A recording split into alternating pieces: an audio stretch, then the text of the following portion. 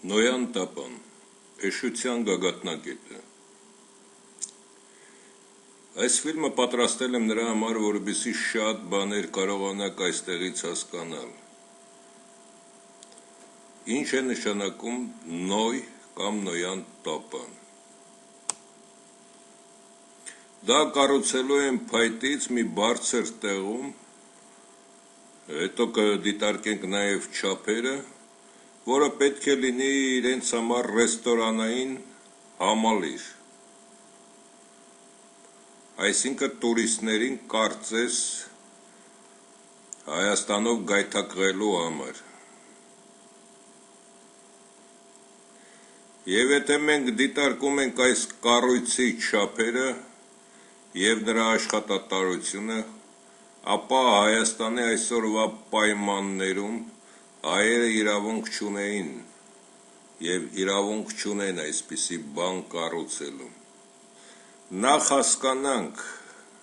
իրականում եղել է այդ առասպելը, թե չէ, դա իրականություն է, թե չէ։ Երկիրը կարող է գտնվել ոչ հանգիստ վիճակում, ինչպիսին հիմա է,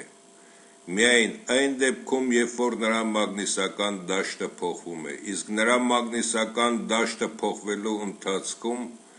այսպիսի բան չէր կարող տեղի ունենալ։ Տապանի չափսերը դիտարկենք, մոտավոր հաշվարկներով Աստվածաշնչից է վերցրած, տապանը պետք է ունենար 134 մետր երկարություն, 22 մետր լայնություն և 13 մետր բարձրություն, 4 հարկանի շենքի բոյի կառույց պետք է լիներ։ Նրա ընդհանուր ծավալը պետք է կազմի 40,000 խորանարդ մետր։ Այսինքն դա հարյուրավոր միլիոն դոլարների ծախս է, որպեսզի այս ամենը կարողանան կառուցել։ Բայց դիտարկենք նախ Աստվածաշունչը, այդ առասպելը դա ճշմարիտ է, թե ոչ։ Այժմ դիտարկենք Արարատ սարը։ Նա, ինչպես նշվում է, իջել է մեծ Արարատի վրա, որը նույնպես տարբերություն չկա մեծի, թե փոքրիկ կամ մի հարթավայրում է իջել այդ տապանը։ Քննարկում ենք միայն իրականությանը դա մոտ է, թե ոչ, որից հետո Նոյը ուղարկում է Ագռավին, որը կորչում է, հետո աղունիկին և Նոյը իջնում է Նախիջևանում, որի բարձրությունը մոտարապես 1000-ից 1600 մետր է ծովի մակարդակից։ Սա ինչ է նշանակում, եթե դուք տանը վերցնեք, քանի որ երկրագնդի նման գունդ չեք կարող կառուցել և նրան շրջապատել ջրով, ապա տանը վերցրեք մոտարապես մակետային չափով Արարատ լեռան նման մի կառույց, փորձեք ջուրը անձրևի կարգով պոմպով բարձրացնել և թափվել, կտեսնեք, որ նա անընդհատ իջնում է ամենացածր կետը, վերին կետում չի մնում, 40 օր թե 40,000 օր անձրև գար, դա հնարավոր չէր։ Երկրորդը, ոչ Հայաստանի տարածությունում, ոչ էլ աշխարհի որևէ մայր ցամաքում չկա այնպիսի մի տեղ, հատկապես Արարատյան դաշտում, որպեսզի այդ անձրևների հետևանքից և ջուրը եթե բարձրացել է մի քանի կիլոմետր, օրինակի համար վերցնենք 3 կիլոմետր, այստեղ է եղել Նոյի տապանը, ապա չկա այդպիսի փաստեր, որ այդտեղ եղել է կեղտոտ ջուր, այսինքն այդ ջուրը պետք է մի տեղից գար, մի տեղով գնար։ Երկրորդ ամենակարևոր փաստը, նա վերցրել է բոլոր տեսակի կենդանիներին և 40 օրվա ապրուստ այդ բոլոր կենդանիների համար։ Եթե մենք դիտարկում ենք Տիտանիկին, ապա գիտենք ինչպես խորտակվեց Տիտանիկը։ բայց Նոյի տապանը կառուցված է եղել փայտից, ինչպես նշվում է Աստվածաշնչում, բայց Տիտանիկը պատրաստված է եղել որակյալ մետաղներից։ Ինչ է դա նշանակում։ Եթե մենք վերցնենք ալիք կամ Արարատի վրայի անհարթությունները, ապա երբ որ նավը այդ տապանը իջել է Արարատի վրա ինչ-որ տեղ, ապա նա ամենակիչը պետք է հենվեր 3 կետի վրա, որպեսզի կարողանար կանգուն մնալ, կամ ալիքների ազդեցության տակ, թեկուզ ալիքները լինեին 1-2 մետր, ապա այդ նավը 143 մետր երկարություն ունեցող այդ նավը անպայման կբաժանվեր 2 կամ բազմաթիվ մասերի, քանի որ այստեղ ուժը շատ մեծ ուժ է կիրառվում այստեղ, եւ փայտյա այդ կառույցը չէր կարող լողալ։ Եթե այդպես լիներ, վաղուց արդեն Նոյի տապանի նման անգլիացի կառուցած կլինեին փայտյա մի տապան, կգցեին ծովը, որը կսկսել լողալ։ Այդ չափերով, այդպիսի կառույց եւ այդքան բեռնավորված նա չէր կարող լողալ ջրի երեսին, նա ոչ թե խորասույս կլիներ, ոչ, նա կբաժանվեր մասերի, քանի որ անհարթությունների պատճառով, քանի որ դա կատաստրոֆա էր երկիր մոլորակում, ապա պետք է լինեին նաև մեծ ալիքներ, նույնիսկ մակընթացություն տեղատվության ժամանակ, ալիքների բարձրացման ժամանակ, ապա այդ տապանը վաղուց պետք է խորտակված լինել, թեկուզ եթե չի էլ խորտակվել, ապա Արարատի գլխին իջնելուց նա մինիմում 3 կետի վրա պետք է հենվեր։ Պատրաստեք այդպիսի կառույց եւ հենեք 3 կետերի վրա, կտեսնեք, որ նա փշուր է լինում։ Սա ինժեներական հարց է, որը հաշվարկներ կատարելուց դա հնարավոր չէ, որպեսզի փայտը կարողանար այդ պայմաններում գործել։ Բացի դա, նա այդ նավը կառուցել է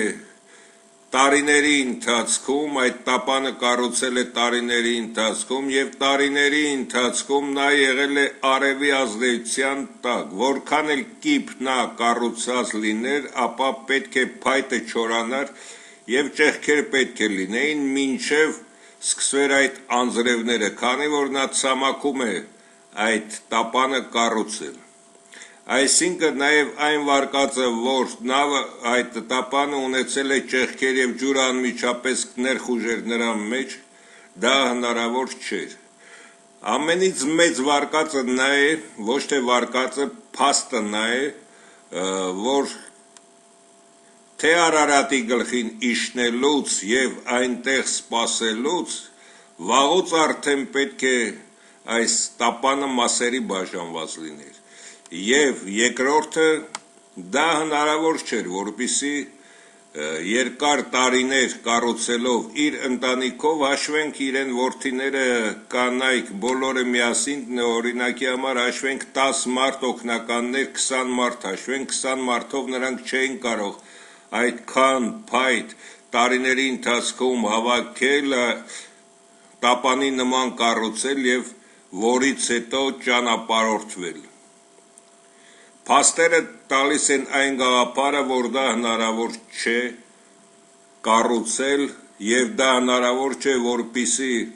ջրի երեսին նա լողար։ Բացի դա, որպեսզի նա Արարատի որևէ մի մասում, մի քանի կիլոմետր բարձրության վրա նա իջներ եւ նաև ջուրը, որպեսզի կարողանար երկար ժամանակ մնալ այստեղ, դրա համար նա աղոնիկին թռցրեց, որը վերադարձավ իբր ցամաք կա։ Եթե մենք վերցնում ենք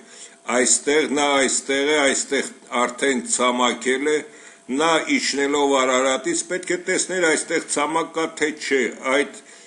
ինչ հիմարություն է, ագռավին ուղարկեց, հետո ուղարկեց նաև աղոնիկին։ Այսինքն այստեղ կա մի մեծ խաբկանք, որը եթե մենք անալիզի ենթարկենք, դուրս է գալիս, որ ամբողջությամբ այս առասպելը դա խաբեություն է։ Բացի դրա խաբեություն լինելը հայերը շատ մեծ ցանկությամբ հավատացել էին դրան, որ իրոք եղել է ինչպես Նոյի Նահապետը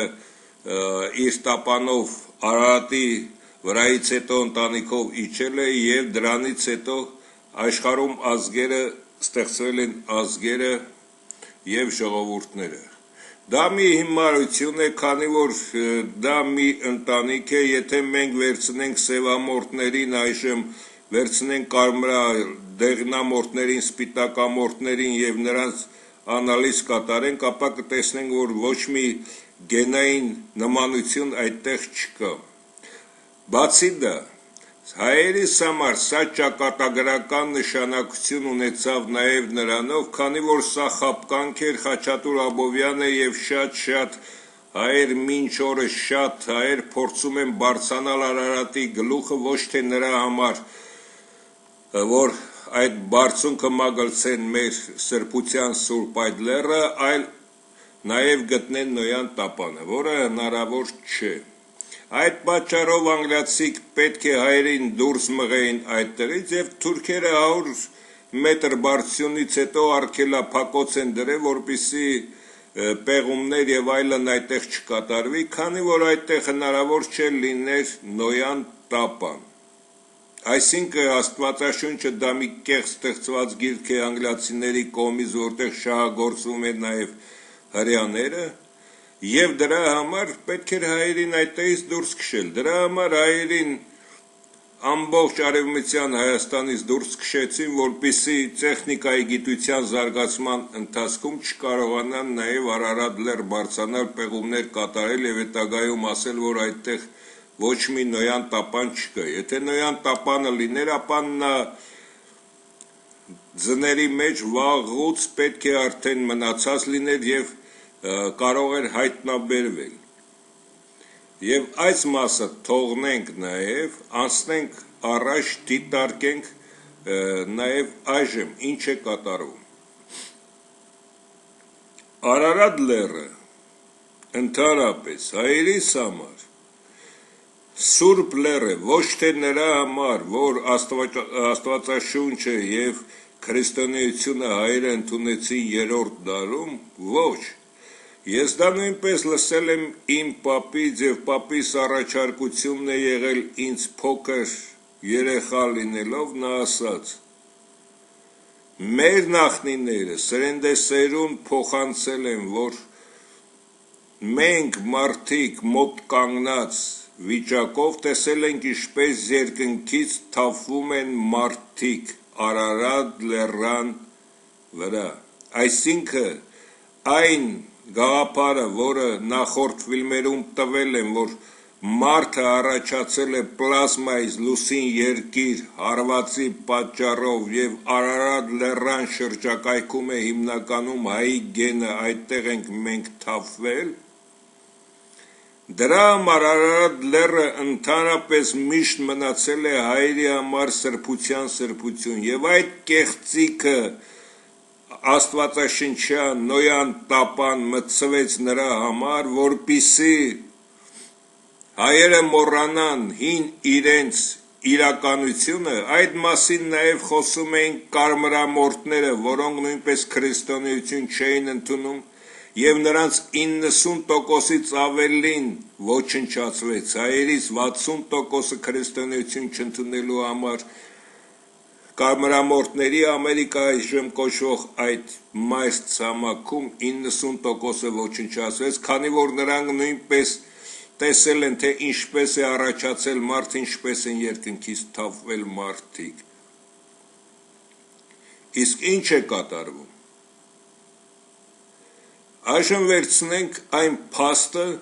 որ քրիստոնյա երկրները ավելի հզոր են։ Միայն եթե Ամերիկայի Միացյալ Նահանգներին վերցնենք եւ Եվրոպան, դա բավական է Ռուսաստանին չեմ ասում, քանի որ Ռուսաստանը բազմազգ է եւ մուսուլմաններ կան։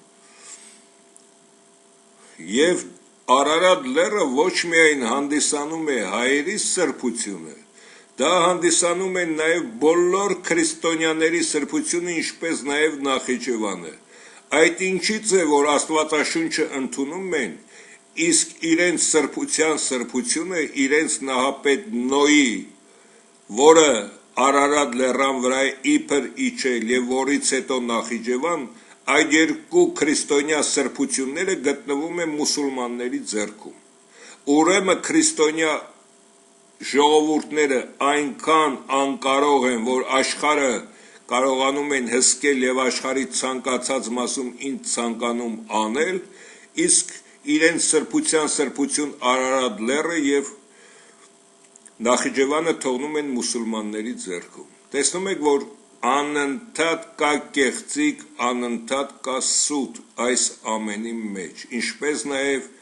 այդ սև մագիան, Աստվածաշունչը դա իրենից ներկայացնում է կեղծիք եւ սուտ։ Հայերի համար, բոլոր հայերի համար միակ սրբությունը պետք է լինի հայ լեզուն եւ Հայաստանի էթնիկ հողը, Հայաստանի բոլոր սովորությունները, իսկ մնացածը դրանք կեղծիք են։ Եթե մենք անենք ծովային, գետային կենդանիներին թողնենք միայն ցամաքային եւ թռչող կենդանիներին, ապա այդ տապանը հնարավոր չէր, որպեսզի կարողանար նաեւ ապահովել բոլոր կենդանիների կենցաղը այդքան ժամանակ եւ անընդհատ այդ ջրի պայմաններում 40 օր ու գիշեր ջուր է գալիս։ Ինչու 40, ոչ թե 42 կամ 46։ Նաեւ այստեղ մի նշում կատարեմ, որը անգլիացի քայերից հին ժամանակներում միշտ շատ թույլ են եղել։ Հայերը կարողացել են հաշվել, որ տարին ունի 365 օր եւ այդ ավել մասը դեռ սրանից Քրիստոսից շատ առաջ, իսկ անգլիացիք Քրիստոսից առաջ եւ Քրիստոսից հետո այդ հին ու նոր կտակարանում գրել են, որ այսինչը ապրել է 1000 տարի, 900 քանի տարի, 966 տարի, 870 տարի եւ այլն։ Այդ տարեթվերը ոչ թե մարդիկ ապրել են այդ ժամանակ այդքան, նրանք հաշվել են լուսնով եւ լուսնի մեկ պտույտը երկրագնդի շուրջը նրանք համարել են 1 տարի։ Դրա համար այդտեղ Աստվածաշնչում նաև դա է կեղծիքը, որ ինչու են ապրել 960 եւ ավել տարիներ։ Մարդը հնարավոր չէ ապրի 250 տարուց ավելի, այն էլ պետք է շատ նර්վային հանգիստ վիճակում եւ այնպիսի սննդամթերք ընդունի, որպեսզի կարողանա գոյատևել եւ բարդ եւ ծանր աշխատանքներ չկատարի, այդ դեպքում 100-ից եւ նույնիսկ 200-ին մոտ 200-ից ավել կարող է, բայց ոչ 900 կամ 800 տարիներ։ Այդ գիրքը ընդհանրապես կեղծիք ու խաբեություն է, միայն այդ սև մագիայում մի բան է ճիշտ գրված, որ Քրիստոսը Աստծո որդին է, քանի որ իրեն Աստված է համարել Անգլիայի թագավորությունը։ Եվ մենք հայերս անընդհատ Անգլիայի համար հանդիսանում ենք ամենից վտանգավոր թշնամին, քանի որ կարող ենք նաև մի սարք ստեղծել եւ աշխարհին ահու սարսափի մեջ պահել։ Դրա համար նրանք Հայաստանում ստեղծեցին այն մարդկանց, որոնք Հայաստանը քանդեն, ավիրեն։ Եթե մենք վերցնում ենք այս կառույցի չափերը եւ նրա արժեքը, եւ եթե մենք վերցնենք Հայաստանի այսօրվա խեղճ իրավիճակը, ապա մենք պետք է նախ ապահովեինք զինվորի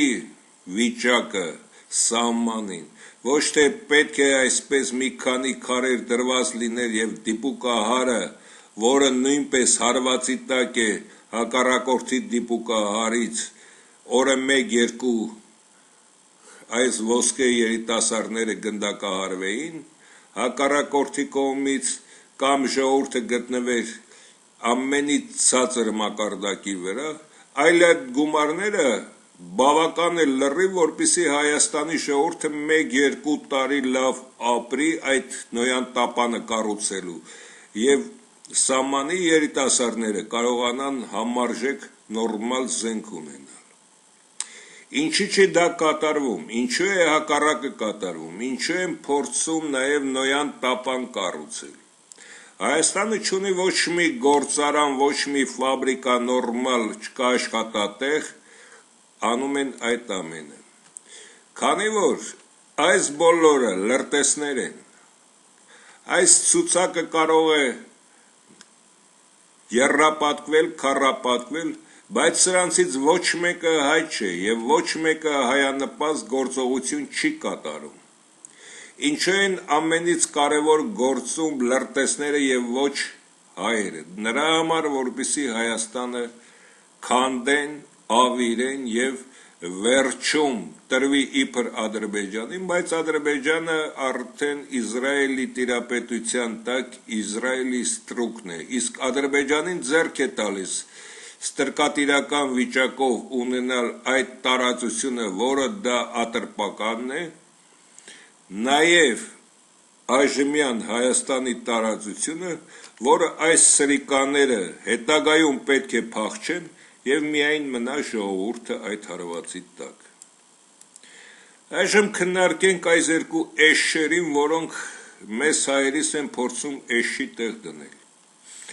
Այս հիմարը հատուկ է արված այս հաղորդումը, հենց այս հաղորդումից են ինձ ուղարկել այս նկարը, նրա համար, որպեսզի խոսեմ այս մարդու մասին։ Սերժ Նարիմանովի մասին, երբ որ ժուրնալիստը հարց է տալիս, YouTube-ում կա այս ֆիլմը, այս մարդը ասում է, նա համաշխարհային նարկոմաֆիայի կողմից նշանակված մարդ է, բայց նա լրտես չէ եւ նա Նարիմանով այդ անունը ես չեմ լսել, այս 5 կագեբեշնիկը ինքը արդեն փչացած սարք է, նա մարդ չէ, նա իրավունք չունի նույնիսկ ելույթ ունենա, նույնիսկ խոսի, քանի որ KGB-ի անդամը արդեն դա փչացած սարք է եւ սա կեղծում է երթվելով, նույնիսկ Սերժին հայոյելով,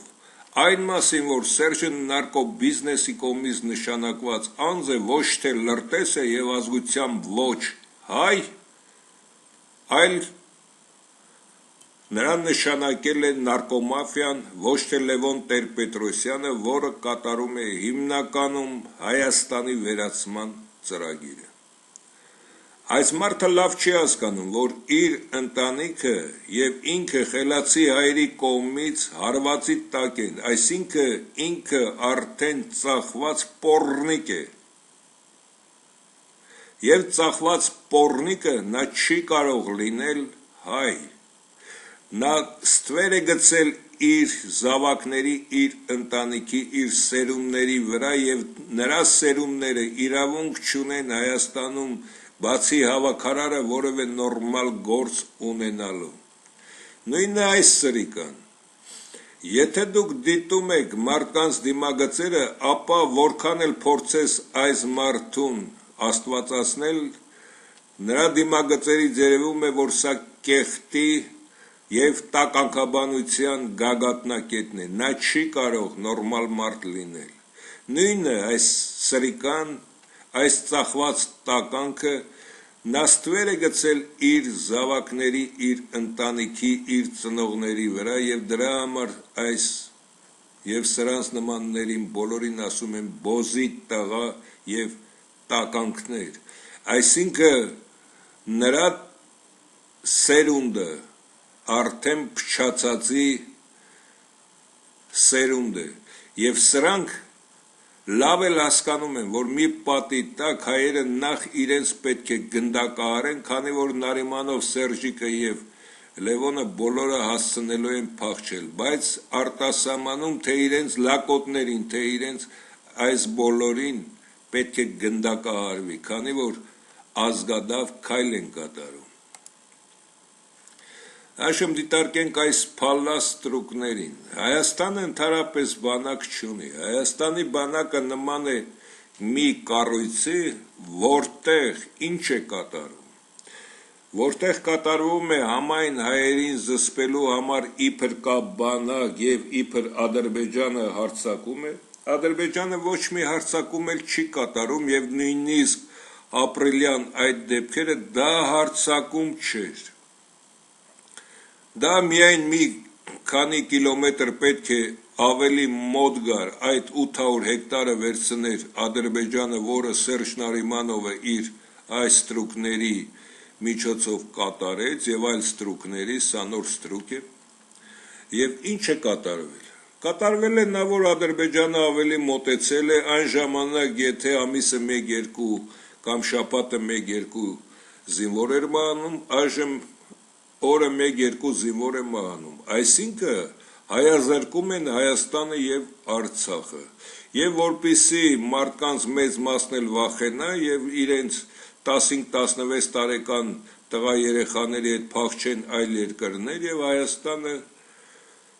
հետագայում շատ արագ ու հեշտ ձևով հասնվի Ադրբեջանին, միայն այդ գործողությունն է կատարում։ Եթե այսօրվա դրությամբ մենք հաշվենք Հայաստանի ռազմական ծախսերը, ոչ մի ծախսել չի կատարում, զինվորների ուտելիքը ծնողներն են հասցնում, զինվորների ծխելիքը, հագնելիքը, կոշիկները եւ այլն բոլորը ծնողներն են հոգում այդ հարցերը, իսկ սրանք միայն լափում են այն գումարները, որը պետք է տրվեր զինվորին, նույնիսկ ճաշատեսակներն են այնպես պատրաստում, որ զինվորը չուտի, հետագայում նաև խոզաբուծարաններ են կառուցել զինվորական զորամասերին հանդերձ եւ իրենց համար խոզաբուծությամբ են զբաղվում, հետագայում այդ խոզերը շատ թանկ գնով նաև վաճառում բանակին, այս սրիկանները ինչ են կատարում, կատարում են Լևոն Նարիմանով ծրագիրը, այսինքն վերացնել հայ ազգին Հայաստանից, ոչ մի զենք, ոչ մի համապատասխան զինամթերք Հայաստանը չունի, ոչ Թուրքիան, ոչ Ադրբեջանը այդքան էլ հիմար չեն, որպեսզի չհասկանան, որ Հայաստանը համապատասխան համարժեք զենք չունի իրենց, բայց ինչի չեն հարձակվում, ինչի հարձակվեն եւ խայտառակ լինեն, որ նորից կատարեցին ցեղասպանություն, ներսում ունեն իրենց ստրուկները, հանձինս այս սրիկայի, Լևոն Տեր-Պետրոսյան, Ռոբերտ Քոչարյան եւ այս բոլոր ոչ հայ լրտեսների եւ նրանց միջոցով կկատարեն այդ ամենը եւ անհարմար չի զգում եւ նրա կինը գունավոր զգեստով գնում է մայիսի 9-ին սկսում պարել եւ ծափահարել այն մարդկանց, որոնց պետք է տրվեին գումարներ հայրենական պատերազմի կրված մարտիկներին, մեր վերջին մարտիկները երկրորդ համաշխարհային պատերազմի եւ նույնիսկ էժանագին նոր ավտոմեքենաներ պետք է նվիրվեր, բայց ոչ գնաց նրա կինը կապկություն արավ, ինչպես ինքն է ամբողջ Հայաստանում կատարում իրեն կապկությունները եւ սրանք կոչվում են Հայաստանի համար առաջին կինն ու տղամարդը, որոնք նույնիսկ հավաքարար լինելու իրավունք չունեն իրենց գիտական մակարդակով եւ բարոյականությամբ։ Բարոյականություն ես չեմ ասում, այն բարոյականությունը, որը սեռական բարոյականություն է, այլ մարդկային բարոյականության ոչ մի նշույլ չկա սրանց մեջ։ Իսկ սեռական բարոյականությունը Սերժիկ Նարիմանովի մոտ 100% է, քանի որ ինքը հնարավոր է թլպատված է ինչպես Ադրբեջանի եւ ինչպես Հրեա, դրա համար նա ընդհանրապես ինչպես Հովիկը մյուսները սիրուհիներ են պահում, նա Լևոնը, Ռոբերտը սիրուհիներ չեն պահում, պատճառը դա է։ Եվ այս սրիկայի հրամանով ինչու է կառուցվում այս կառույցը, որպեսզի Հայաստանի բյուջեն ավելի փոքրանա, կգան տուրիստներ, սրանով իրենք կաշխատեն, հետագայում էլ այս նոյան տապանը կմնա թուրքերին ու ադրբեջանցիներին, իսկ հայերը այս կիսախալխուլ տներում մնալով ջրի գնի կվաճառեն այս ամեն ինչը եւ կգնան արտասահման բախտ որոնելու։ Այս կառույցի նպատակը դա է, որ հերթական անգամ նաև շրջանառության մեջ տնել Հայաստանի գումարները, ստեղծելու մի հիմարություն, որը արժեք չունի եւ որը ամենից անիմաստ կառույցն է լինելու։ Ահա թե ինչ ճանապարհով եւ ինչպես են կողոպտում եւ կեղեքում մեր երկիրը եւ վերջում լաց չլինեք, նորից եմ կրկնում, լինելու է 21-րդ դարի հայերի համար վերջին եւ ամենասարսափելի ցեղասպանությունը։